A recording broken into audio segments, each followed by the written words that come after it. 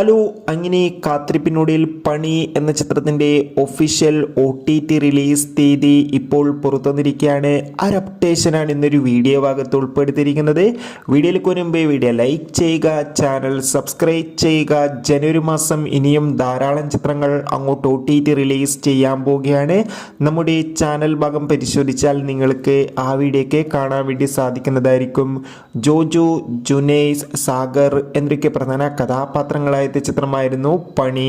ചിത്രം മികച്ചൊരു വിജയമായിരുന്നു. അതുകൊണ്ട് തന്നെ എല്ലാ സിനിമാ പ്രേമികളും ഒരേപോലെ പണി എന്ന ചിത്രത്തിന്റെ OTT റിലീസിനായി കാത്തിരിക്കുകയായിരുന്നു.